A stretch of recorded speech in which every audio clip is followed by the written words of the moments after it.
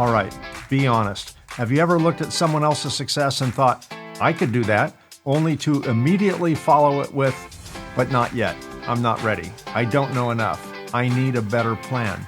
That space between knowing you're capable of more and actually taking the leap is where so many entrepreneurs live. It's not always a lack of talent. It's often perfectionism, fear, overthinking, or waiting for confidence to show up before taking action. Welcome, or hopefully welcome back to The Reluctant Entrepreneur. My guest today understands that space very well. She walked away from a demanding career in marketing and PR and began building businesses on her own terms.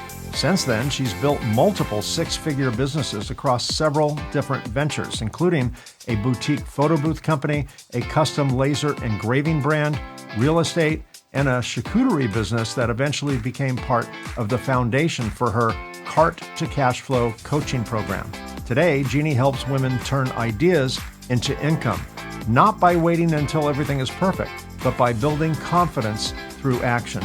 She's also the host of the podcast, Girl, Why Not You?, where she speaks to women who know they're meant for more and are ready to create a business and life that actually fits them. In this episode, we'll talk about Jennie's own entrepreneurial journey, the moments of reinvention that shaped her, and why so many capable people stay stuck at the starting line. We'll also talk about perfectionism, confidence, taking imperfect action, and what it really means to build a business and life on your own terms. And it all begins right now. Stick around.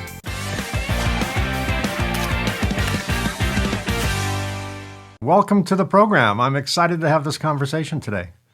Oh, thank you. I am as well. And thanks for being my guest. I don't know if you volunteered or were voluntold, but I am either way glad you are here. Me too. So Jennie, before we get started, let's start with a little icebreaker. What's one thing most people don't know about you? I'm adopted, actually. I'd put that high on the list. Yes. So you are chosen. You were I am chosen. the chosen one. Yes. Yes, you're the chosen chosen one. I had no siblings, so I grew up an only child as well. Well, as a parent of an only child, I feel your pain. At least my daughter's 43 now, but she likes to remind my wife and I regularly that she didn't have friends to play with and all that. But she started interfacing with adults at a very early age because we were her siblings, kind of. I mean, we were parents, obviously, but we also duplicated the role as people to hang out with, and ever since she was very young, almost to the point of precocious, because she could relate to adults and talk to adults and wanted to be part of what every adult gathering entailed, which wasn't always appropriate. But I think there's positive and negatives, and people with lots of kids can't imagine what it would be like with one, and people with one sometimes can't imagine what it would be like with more than one. We now have two grandkids, so now we know what that's like. And here's one thing you and I didn't have to deal with: sibling rivalry, right? Yes. The two grandkids. It now with my own kids. Yeah. Well, the two grandkids definitely get into these epic fights, and it's humorous. We're not the parents, so it's like, what do we care? They go home, after they're done staying with us. But it's pretty epic to watch. And so we missed all that. So every time that we see that, we're like, hey, good thing we had one. So we only had one. Yes. Now you get out your popcorn and you just enjoy the show. Right. So before we get into what you do today, let's go back in the time machine. What were you doing before entrepreneurship entered the picture? I know you were in PR and all that, but kind of expand on that. Yeah, I kind of followed the role that everybody thinks they have to, right? You go to high school, you graduate, you go to college, you get a degree in something, and then you're left going, what the heck do I do now, right? Yeah, now what? If you're not, now what? It wasn't like I was on a path to be a doctor. I was a mass communication major, which leaves a big, wide open gap for all kinds of things. So for me, I snagged the first marketing job I found. And I liked it. I worked my way up the ladder. It was for a big mortgage corporation. And from there, I decided that I wanted to get out of the mortgage world and kind of branched off into other types of PR and marketing agencies that worked on multiple different types of clients and kind of found my niche there. Very good. You walked away, as to use your words, from a demanding career in marketing and PR. I'm assuming that is a demanding career because there's a lot of cat herding and Oh, yeah. reputational repair and all this stuff that kind of falls into the PR world. What was the moment, or was there a moment, I should say, when you realized that that path no longer fit the life that you wanted? Yeah, I mean, it's like you put in crazy hours when you work for somebody else, and you're always feeling like even asking, like going to the doctor is a big deal, or God forbid you want to take a day off to have something fun to go do, right? It's just there's always this pressure. I felt like I was constantly doing all the work. I was bringing in the clients, I was fulfilling for the clients, and I was seeing these huge checks that this company was getting from said client, right? And so I'm at home barely keeping my lights on, and it's like this aha moment where you're like, wait a minute, hold on. I'm doing all of this for this company, yet barely surviving. And I really had to have this moment with myself where I'm like my podcast, girl, why not you? Because I'm like, why not me? Why couldn't I step aside, recruit my own clients, bring them on, give them better service, even a better price tag? So I got bold and I decided, you know what? It's time to take the leap. The thing is, I knew that I had an industry that I was good at. I knew that if it didn't work out, I had something to go back to. Yeah. And that gave me some peace, right? Just jump back in, throw in an application somewhere, boom, you're hired, you're on your way. But I felt like I at least owed it to myself at that point to take a chance on myself. A mentor of mine many years ago, when we were having struggles making a decision, a big decision at the company that I own, looked at me and said, "What's the worst that can happen, Mike?" And I'm like, "Oh, it's going to be terrible." It's like, "Mike, will it kill you?" "Well, come on, don't, that's crazy." "No, it won't kill me." "Okay. Will it instantly kill the company? Is it guaranteed to kill the company?" I'm like, "Well, no." She goes, "What's the worst that can happen?" And I said a couple of things. She goes, "Okay, make peace with that." Like, that sounds a little too Hallmark card. It sounds a little too obvious and simple.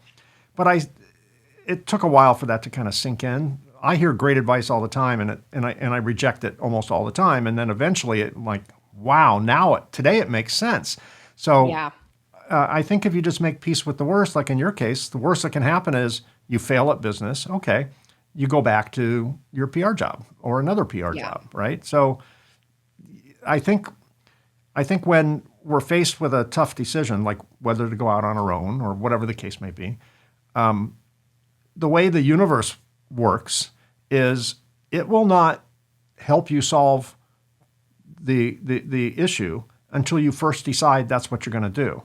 And it's just the way it works. So for example, if we're at an intersection and we need to choose to make a left or a right, and I really want to go right, but I'm too afraid to go right. Okay, make peace with the worst. What's the worst that can happen? Well, nothing that bad. Okay. The right decision is to go right. The correct decision is to go right. Once I make that decision, everything else falls into place. It's almost like we manifest the results based on that. Doors start opening. It's a little freaky, but it works every time. It's so true. Was there anything about entrepreneurship that caught you by surprise? And I say that because society, particularly civilians who are not entrepreneurs, have this romanticized view of entrepreneurism, right? And I can't tell you how many times I've heard this in my life from family and friends, and you may have also heard the same thing. "Mike, you're so lucky. You're your own boss. You get to take all the time off you want. You don't have to report to anyone. You can write yourself checks. You could do all this kind of stuff. Money's no object." Boy, I wish I was an entrepreneur. And I just laugh. And it's just like, what do you mean I have no boss? Everything is my boss. My customers, vendors, employees, the weather, the government, the IRS in particular, the economy. I'm in the tech world, so tech changes that could make my stuff obsolete tomorrow. I mean, I report to all of that. What did you have any kind of romanticized views of entrepreneurship that hit you in the face when you actually started? Yes, definitely. I would say that the ebbs and flows, like you were just mentioning. I mean, some days you're on top and you're like, oh my gosh, I'm the queen of the world. And then the next day you're like, burn it all down, right? Because it just doesn't always go the way that you planned. It is hard. Clients come, they go. When you work for yourself, that's a big deal. It's not a guaranteed paycheck. It's not at that 9 to 5 where you're like, every week I'm bringing in this amount no matter what, right? This is a hustle. It's hard to predict. And so I guess that kind of took me by surprise. Other things that took me by surprise were, I think, another part of the romanticizing part is everybody thinks, well, if you work for yourself, you just have all this free time. I thought that. And then I've realized that I've never worked so much in my life. There are things that come with the role that maybe aren't as great, but knowing that you're putting those efforts in for yourself at the end of the day, knowing that you have the power in your hands, you are in charge of your income, your hustle truly benefits you, your family, knowing that you're not just a disposable person at a corporate company, all of that is kind of what helped me sleep at night. And I was willing to work harder for myself than I'd ever worked for anybody else. So, yeah, there was some things that caught me by surprise, but so many things that also took me by surprise in the best way possible too. Oh, that's good. A lot of people dream about leaving corporate life and start their own business, but very, very, very few actually do it. Yeah. What made you finally, say, girl, why not me? Right? Or, Yeah. what was there a moment? Was there a situation? Was there an episode at the office that's where you just said, I'm out, I'm going to do this? Or did it just slowly degrade any concern you had to the point where you took the leap? I think I was just tired of barely getting by. Yeah. That's what my life felt like. I always felt like I was barely getting by. I was constantly watching the bills, constantly feeling like I can't do that. And my personality, I don't like being told I can't do Yeah, anything. you And want to so see for it. me, Entrepreneurs are wired that way. Tell me I can't. yeah, That's the best thing you can do for me. Tell me I can't, because I'm going to go, damn it, exactly. I'll show you, right? And Exactly. Yeah, I needed that, and I had a fire in my belly. I always have. I always think that if people feel a fire inside where they're like, gosh, I just don't feel like I'm where I'm meant to be. I feel like there's something more out there. I really think that's our future self trying to tell us, like, hey, get off your ass and go do something about it. Right. yeah, And absolutely. so that's what I finally did. I was like, I'm tired because if I just stay doing what I'm doing, I'm never going to change. Everything's going to stay the same. Every month, I'm going to be in the same predicament. Right. So, like you said, I had that moment where I was like, well, I know I'm good at this. I know I can do it. I've proved that. I'm going to take the leap, get out there, see what I can make of this thing. And the crazy thing was, I had 5 clients find out that I left that followed me right away. And it was a little scary legally. I'll be honest about that because there was some things that were shared, like, I hadn't signed anything to where I couldn't do that, but I was a little nervous for a while. But at the same time, how crazy is it to decide to become an entrepreneur, take this leap, get a nice shiny laptop to feel official, right? And then all of a sudden you're like, oh my gosh, I have 5 clients already. I was immediately in business. I was immediately profitable. I had no overhead. I was doing this from home. So I was shown very quickly, like, you did the right thing. Oh, that's good.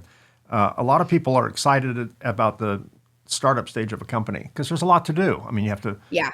if you have an office, you have to buy furniture. You have to, back in my day when I started my company in 1992, before the internet, we had to print business cards and stationery because everything was mail, and we had to get a phone number and set up filing systems and all the busy work. Right, that part's fun, right? And then you actually have to build a business at some point. That's where a lot of people start letting that self-doubt kind of creep in. Yeah.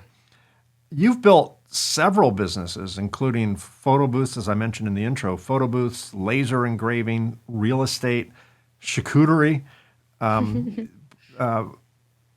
Were those intentional steps in a master plan, or did each opportunity reveal itself as you move forward? Like, were you a pinball in a pinball machine just bouncing off all the bumpers, or was there some strategy behind those types of businesses and the various versions of Jennie? Such a good question. I feel like, kind of going back to where I said I had that fire in my belly, I knew there was something else out there. It's hard when you know there's something, but you have no idea what that something is, right? It does kind of demand some trial and error. And there was nothing going to stop me to try to figure out what it was. I loved leaving the agency. I loved opening my own social media marketing agency. What I realized quickly within the first couple years was I had expanded to quite a large client list. I got so burnt out of like doing everybody else's social media, having to come up with creative posts for so many different types of companies. It to the point where it was like it wasn't fun anymore. So I realized I was out of alignment again. It was like a good lily pad. It showed me I did the right thing becoming an entrepreneur. It showed me I would never go back to a 9 to 5. I would rather, it would feel like going to prison, honestly, going back to a 9 to 5. But for me, it was like, this isn't it.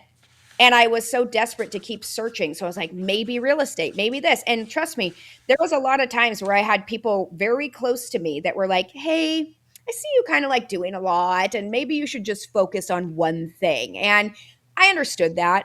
And it made sense. And a lot of times I told myself the same thing, but something inside of me just told me, keep going, don't give up. You're not there yet, but you're going to get there. So they were all like lily pads, right? They were teaching me something, giving me some new valuable skill, but they weren't the thing until I got where I am when I started that charcuterie cart. We can go into that if you want. Yeah. You mentioned that if going back to, quote unquote, the office would be like going to prison. Once you taste entrepreneurship, and I'm speaking on my behalf now, but other guests have told me the same thing. Even if you went back to prison, even if you went back to the office, you'd probably be fired within 6 weeks because entrepreneurs make the absolute worst employees because of several reasons. One, we don't do stupid. We Yeah. don't do the whole PC game. We're bulls in china shops. And that doesn't work well in a corporate world, it turns out. And So so true.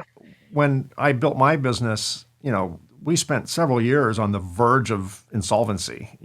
I think Yeah. technically I was insolvent. I was just too stupid to realize it. I just kept bringing in more cash, right? Yeah. But one of the reasons I did not give up is I did not want to go back to prison, in your word. I didn't want to go back and do that. I did that for all my life up until I was 32 and then started my company. And I wasn't going to go back. This could Yeah. not fail. And if it did fail, I would start something else. I just knew I'm not going back there, right? Yeah. So it was a one-way ticket out, and that was that. And I didn't even want to start a company. I just invented a product within the tech industry that I wanted the world to see, and my employer, who was in the same space, wasn't interested in it. So I got pissed off, threw a Yeah. little man tantrum, and left and started my own company. Think, I'll show you, right? Yeah. And then proceeded to make every bonehead mistake any entrepreneur could possibly make. That's why the name of the show is The Reluctant Entrepreneur. Your story includes reinvention through some pretty difficult life moments, as you put it in the research that I read, and that included burnout, loss, divorce. How did those experiences change the way you define success? Gosh. So when I had originally left the PR world and started that agency, I wanted so many things to come, but I had no idea how valuable those things would be. It wasn't just about money. And I will say that first year I tripled my income from what I had been making in corporate, which was like, whoa, huge eye opener. But the other thing was, at the time, my dad was passing away from cancer. It was like the last couple months of his life. And I look back now and I'm like, oh my gosh, if I had been working for somebody, I would have gotten so much less time. I would have felt guilty. I would have had people mad at me for not getting projects in on time. It would have been really heavy. And those moments are moments that I could have never gotten back. And so for me, understanding the value of time was something that had never really occurred to me in such a way in the past. And so I'm so incredibly grateful that I took the leap when I did. I'm so grateful for what that venture gave me because it was more than anything money could ever buy. So I got to be at his house, for the last couple of months. I'd work from home. I would get all my tasks done, but it was on my time, and having that power felt so good. Because, I mean, you know how it is in corporate, even if you have a family member who's dying or died or whatever, it's like you get such a small grace period before they're like, when are you getting back to work? The Yeah. pressures are just not something that, I think anybody should have to deal with. So for me, those things were so incredibly valuable that I learned in those moments. That's what made me feel like I will truly never go back no matter what. And that probably is part of the ingredients that makes Jennie Blackwood, right? Those are, Yeah. that provides you strength and motivation and all of that. A lot of founders will start a company with maybe an artificial sense of confidence. Maybe they're portraying to investors or employees or team members or family or friends that they're very confident.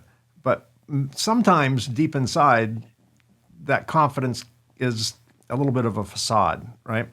Kind of fake it till you make it mentality. Oh, that's my motto. If I believed in tattoos, that's what I'd get on my body. Fake it till you make Fake it. it I till love you it. make it. Just make sure they're all spelled right. I love seeing these, pictures on social media of like someone will get no regrets and the word regret is spelled wrong, right? It's Oh, like, oh, that's a bad the one. irony. So when Yes. you launched your first business, did you feel confident? Were you confident? Was some of that fake it till you make it, or did confidence come later, or did you have it right out of the gate? Looking back on myself then, I had some confidence, but there was a lot of fake it till you make it. There was a lot of just kind of trying to push through those hard moments where I'm like, can I really do this? I do think that I did get lucky in the fact that I did have clients so quickly, because I think a lot of people start business and then they're like, okay, ready, set, go. And then they kind of wait for the clients, the money, everything to roll in. That initial leap with those people following me gave me a lot of confidence up front. And it also gave me income and all the different things that I had hoped to gain. I don't think that's how it goes for everybody. I think there is a lot of fake it till you make it mentality, but it's like, what do they say? Beyonce has that alter ego, Sasha Fierce. They say she's actually very introverted. She's shy. She's all those things. But it's like, even if you have to give yourself some kind of persona that's the person on the Yep. outside that is like the big dog, the confident, nothing can take me down, create one, right? I got to come up with mine. I'll let you know what it is, Mike. I'll tell you at a later time.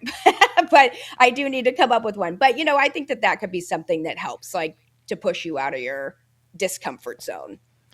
Yeah, a lot of my friends and family are amazed that I'm a really calm person, and I don't seem to have a care in the world. I'm an eternal optimist. That part is accurate.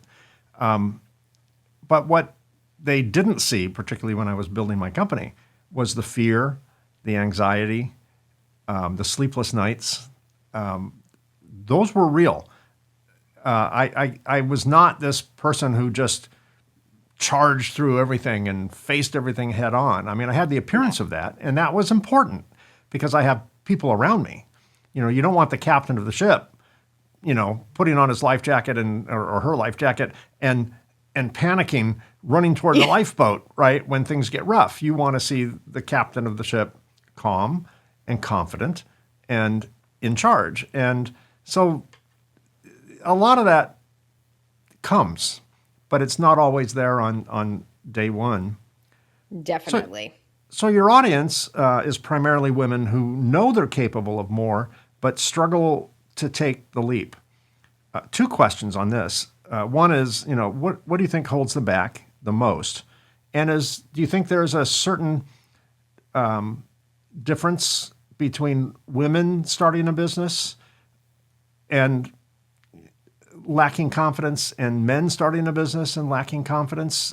Do you think there's a societal expectation difference? Do you think there's an internal difference? Or do you think we're all wired exactly the same? Oh my gosh, I have gotten to see this so firsthand with what I do now. With the charcuterie cart and the coaching that I provide to start the snack cart business, all I do for a significant amount of my days is talk to people interested in becoming entrepreneurs. I talk to mostly women and some men. And so while you ask for that parallel, here's what I see. Some women come in full blazing, confidence, ready to go. I don't have anybody to ask. I make my own decisions. Boom. The vast majority of women, unfortunately, lack a significant amount of confidence. They also feel like they're not the decision maker. They need to check with their husband. A lot of the time, the husbands aren't really getting the vision. So a lot of their dreams die at the husband phase. I will tell you with men, it's wild. Like men come on, they want to know the ROI. There's no emotion involved whatsoever. They want to know, how is this going to make me money? How do I do it? And they'll make the decision right then and there every time. I don't know if I've ever had a man that was like, let me get back to you on this. So I'm always like, man, maybe I should start marketing to men because it's such an easy sale. But you know what I mean? It's like, I think women just have different steps involved. I think that for some reason, women do lack confidence in the same way that maybe men most often have confidence. So I like that question because I do see all of that firsthand. It's hard. It's hard to watch women who are really desperate for a change and they're looking at what I can teach them as a big transition, but they don't always have the belief in themselves to actually take the chance. Yeah. Well, it certainly starts with oneself. Yeah. And if you don't believe in yourself, you're not going to do it, right? That you're just going to sit on that fence and build this immense amount of regret for the rest of your life. And regret is a cancer. It eats you up from the inside. It's awful. You talk about overcoming perfectionism, and I can relate to that. I designed all the products. I'm in the electronics assembly equipment industry, and I designed all the equipment that we still sell today. And I remember I loved the creation part of it. I guess I'm a nerdy creator. And the problem was I loved to create it so much, it was never done the early days. Yes. I'm just like, wait, not ready yet. Just one more tweak. Oh, another idea, another shiny object in the corner. And at some point, my team had to go, Mike, we don't make any money by you designing equipment. We make money when you design equipment and we sell that equipment. And yes. And I'm not trying to say it was good enough, but it was way better than what it needed to be. But I didn't want to let it go. I just wanted to keep making it better and better and better. And then I had to realize, no, we actually are in the commerce business. We sell expensive equipment, and we have significant investments to design and build the equipment.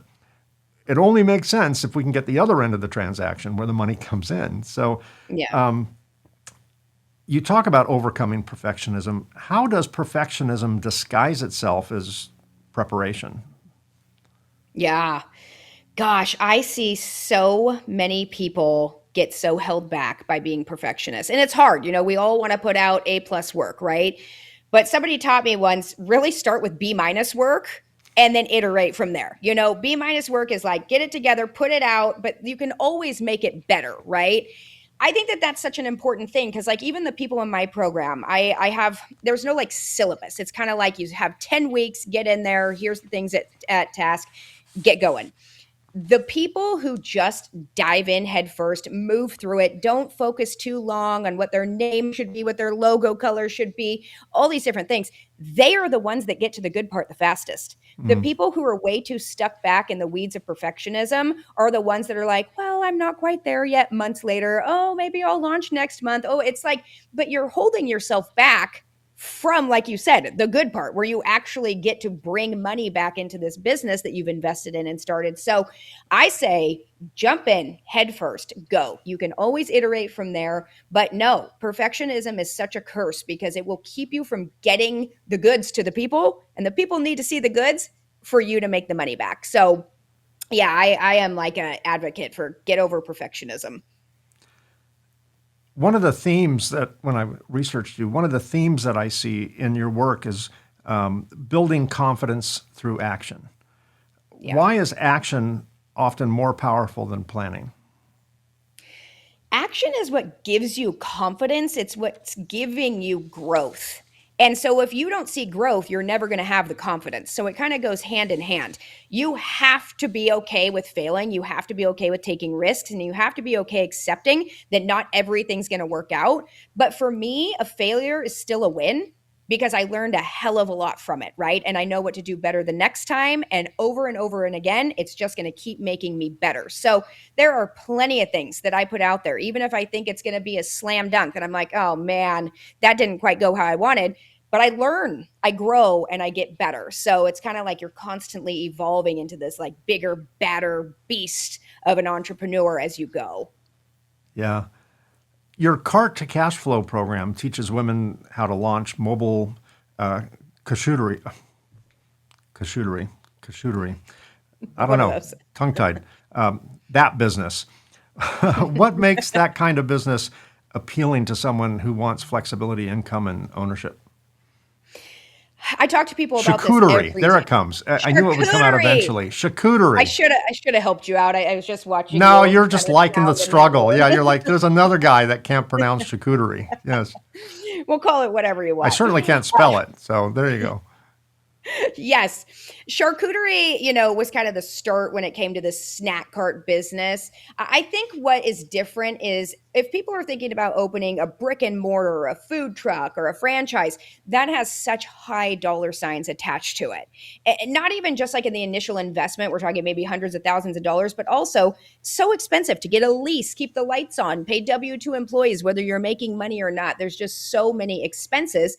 And when you start a business and you've invested thousands or hundreds of thousands of dollars, it takes a really long time to become profitable. It like makes me cringe when people are like, oh, I'm starting a restaurant. I'm like, no, because, it's a tough business. Yeah. With what I teach people, including my coaching program, you can start this business for under $6,000.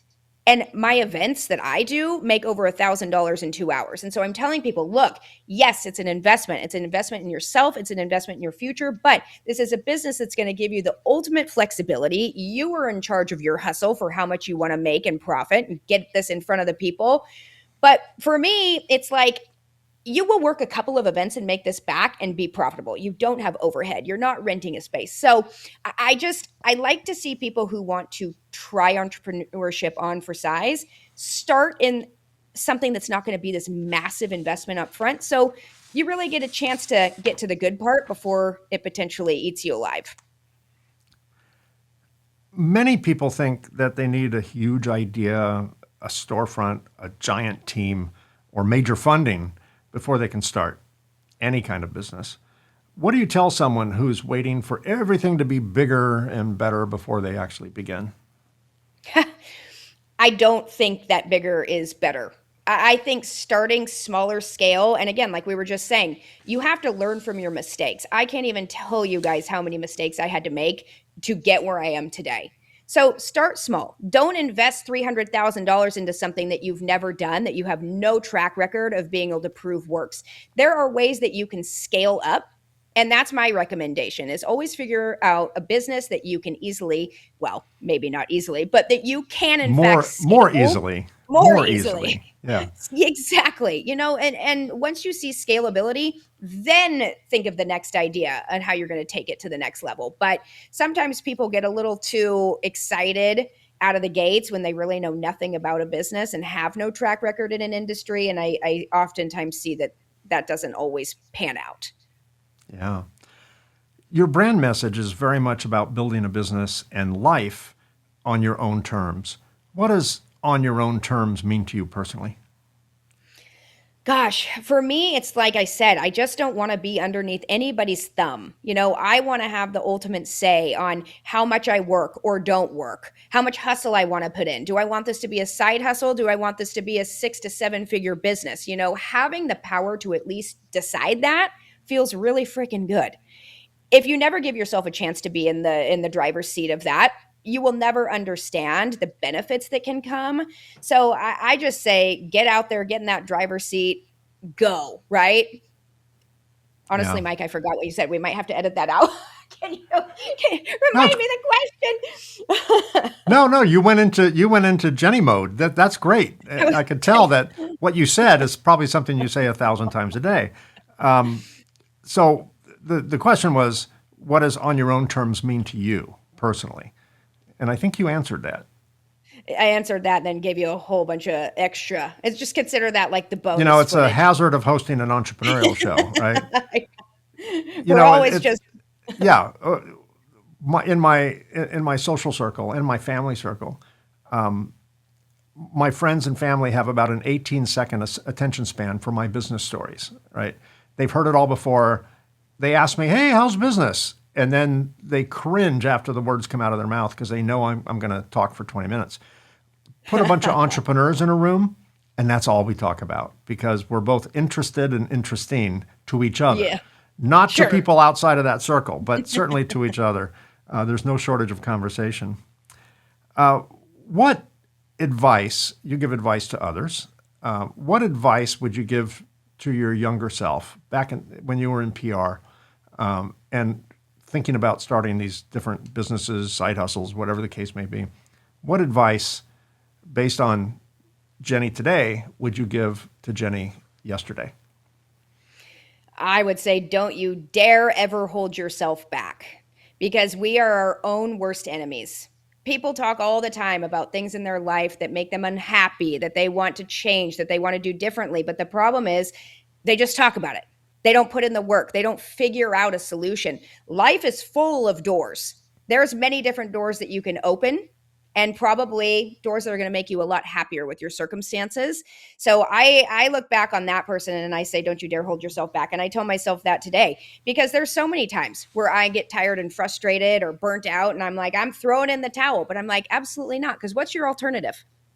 Make sure that your alternative is so much better than what you already have going on and figure out a way to get there. Your business specifically focuses on women. Was there a reason that you chose the better half to provide those services to, as opposed to everybody? You know, when I first started my charcuterie cart, all I had intended it to be was an event cart. That's Yeah. all I thought I was doing at the time. It wasn't until I started having my inbox flooded with other women truly globally saying, I love this. How can I do this too? And Mm. at first I was like giving onesie twosie advice. And then I'm like, wait a minute, this is eating up my time. I need to figure out a better way. So then I created a course. And in that course, it was a PDF that started selling like hotcakes. I think it sold like over 6,500 copies today, which is still mind blowing to me. What I started realizing though, after I launched that guide, is that people were really craving a lot more support, a lot more accountability. People, when you're starting a business, you're going to have a billion questions, and you really need somebody that's like a mentor that when you have those questions, you can reach out to, ask, get put back on the right track. Because if not, I see a lot of people that hit roadblocks, they get frustrated, and instead of keep trying, they decide to just dip out. So it was hard. So that's why I decided to launch my Cart-to-Cashflow coaching program. I think that there's so many amazing women out there that just need that little extra help and support to make that transition. Even just knowing somebody has your back when things get tough, when you don't have all the answers, having a community of people doing this all over the United States. I've actually in this program now had over 300 people in the past year and a half. So you're starting it with a community of the best, learning from the best. And I think that a lot of people crave that to actually get to like the goalpost.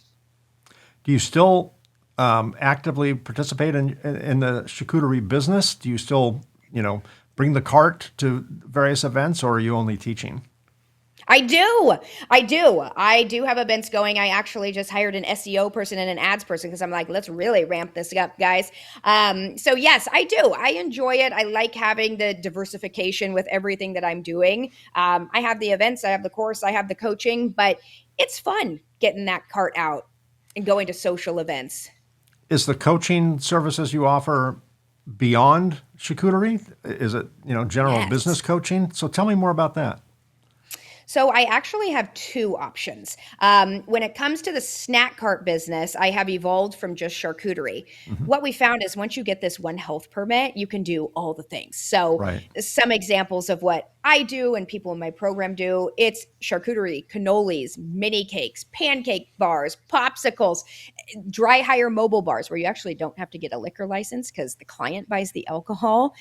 There's Ah, churros, ice cream. It goes on and on and on. But the cool thing is, the more offerings you have, the more opportunity you have. And so when you come in this program and you see all these people who are doing different things throughout the US, you really get to pick and choose what feels right for you.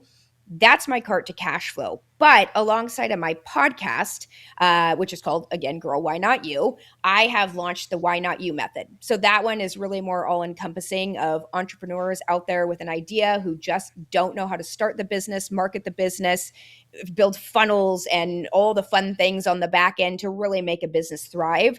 So that's a 12-week program I have to really help people launch and see some dollar signs. Interesting. So you are the host. I have it right here on the screen for my That's me. watching audience. For my listening audience, you'll never know what it looks like until you visit the podcast itself. You're the host of the Girl, Why Not You podcast. That title feels like both a challenge and an invitation. What inspired the podcast, and what kinds of conversations are you hoping women will hear at exactly the moment they need to hear it? You guys, like this for me has been such a passion project because I now get to have so many powerful women entrepreneurs who come on to my show that talk about where they started, and where they started from oftentimes was from nothing. It was also a dream, a desire, wanting to make a change. And so my idea is to get this out to the people to show you people who start businesses are successful. It's not coming because they had a silver spoon, right? It's coming from hard work and determination. And again, truly having a passion for what it is that they're starting. So I want people to gain confidence through other people's stories so that they realize, my gosh, why not me? This person was a stay-at-home mom too. This person, hated their job. This person was barely paying their bills on welfare, and they are now making 6 figures, 7 figures. It's just people need to realize there's no special, God doesn't have favorites. That's what I tell people all the time. You just have to be willing to follow your dream, whatever that looks like. Do you have any aha moments in hosting that podcast? All the time. All the time. The people I bring on this show are next level. I mean, one lady I'll tell you, funny story. Her name is Jennifer. She was a stay-at-home mom. She was like kind of bored, decided she wanted to start doing lash extensions. She had gotten them done because it was her husband's 40th birthday. She thought it was cool, so she was going to bring it to her hometown. She took some little class with her mom. She decided to throw it on Groupon. She ended up selling 300 Groupons, and she was like, I can't do this. I'm out. I'm going to quit. Her husband was like, no, like, let's really follow this through. Let's see what can happen. So she decides to actually go through with it. Okay. Now today, she has expanded all over the United States of a franchise of this original lash lounge that she started in her house, right? She's expanded all over the US, and it's like a multi-7-figure company. All from, hey, I kind of like these lashes and I'm bored and don't want to go work a 9 to 5 because I got kids at home. Like, guys, if that doesn't say get out there and follow your dreams, I don't know what does. Yeah, I love that. I assume some of the people you interview also talk about the hard moments and the struggles and how they overcame challenges and things like that. Is that part of the dialogue that you have with other women? Absolutely. And I think that we have to hear what didn't work for other people. I think we have to understand, it's not always sunshine and rainbows, and that when things don't go right, that's okay.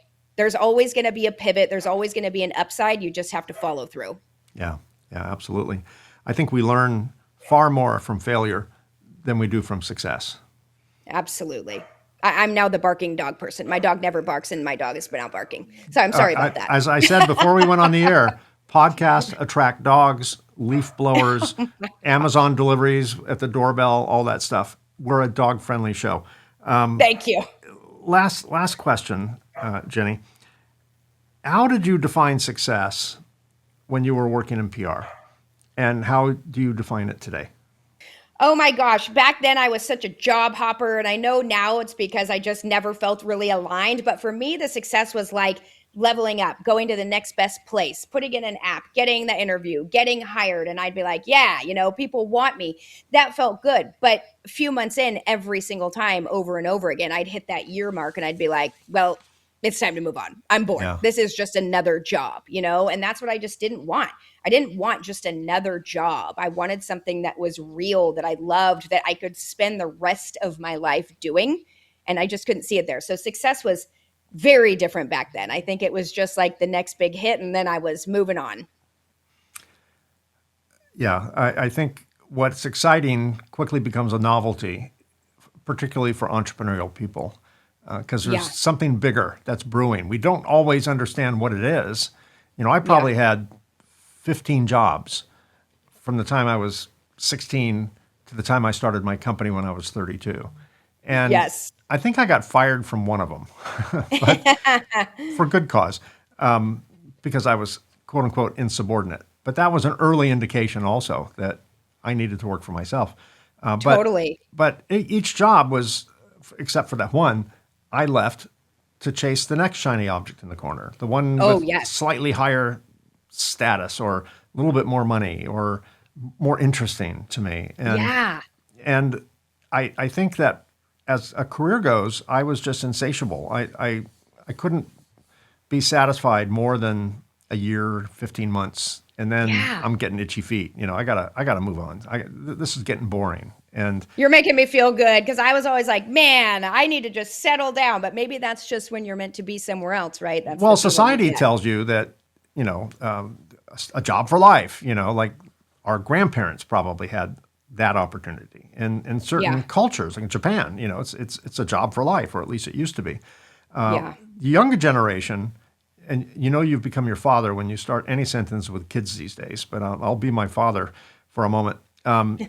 Young people these days are wired differently. They don't feel any compulsion to stick with a job for any particular length of time. They're much more Yeah. mobile, much more transient, much more look over the horizon and just take action than Yeah. my generation was, and certainly than my parents' generation was. When I Yes. kept changing jobs, I kept getting the stink eye from my family. Like, I'm just flaky. I can't hold a job. Like, Yes. I can hold. I only got fired from 1 out of 15. That's not that bad. Every other job Yes. I left because I wanted to. It was 'cause my choice. yeah, it was my choice. So for my audience who would like to get more information on Jennie and her multiple endeavors, if you're watching this on YouTube, right below me, right down here somewhere, it says see more. Click that, and there'll be a link to the podcast, Girl, Why Not You?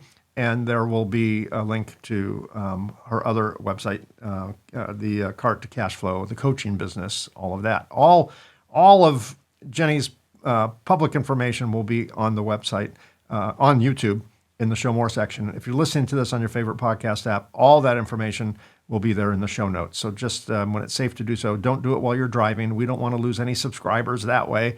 We need all the subscribers we can get. When it's safe to do so, go to your podcast app, look at the show notes, and all that information will be there as well. Thank you, Jennie, for being my guest Thank today. you. Your story is inspirational, and thanks for the work you do, particularly with your podcast. I think it's really important for entrepreneurs to hear that they're not alone, and that people who are today successful didn't start off that way. They had to earn it. They had to learn it. And I think a lot of entrepreneurs that are struggling right now in business, may be ready to throw in the towel, walk away, need to hear that somehow the business gods that pushed us into entrepreneurship are taking us through a curriculum, a little bit like boot camp. When you go to boot camp, the military breaks you and rebuilds you into the soldier they want you to be. And I think that the business gods are a little bit twisted that way too. They will rebuild you. If you're not right for entrepreneurship, they will keep beating you over the head with a 2x4 until you finally wake up and listen and learn. And I think it's really important for shows like yours, mine, and countless others in this space to encourage fellow entrepreneurs, because we've walked that road, and it was sore, it was painful, our feet were bloody, metaphorically, but we made it through. And I think it's really important to hear that you're not just blessed with luck; it's all earned and learned. And thanks for doing that. And I really appreciate the time you've given me and my audience, and sharing your journey openly and authentically, and providing all the advice that you did. Absolutely. My pleasure. Thank you so much for having me on. Oh, it's been my pleasure. Okay, here's some final thoughts. What I appreciated about Jennie's story is that it reminds us that confidence usually doesn't arrive before we take action. More often, confidence is built because we take action. So many people wait. They wait until they know more. They wait until the timing is better. They wait until the idea is perfect, the plan is complete. or the fear finally disappears. But entrepreneurship rarely works that way. At some point, we have to move before we feel completely ready. Jennie's message is especially powerful because it speaks to anyone who knows they're capable of more, but keeps finding reasons to stay where they are. Sometimes those reasons sound reasonable. Sometimes they sound practical. Sometimes they sound like preparation. But underneath, they may be perfectionism, fear, or simply the belief that someone else is more qualified to take the leap.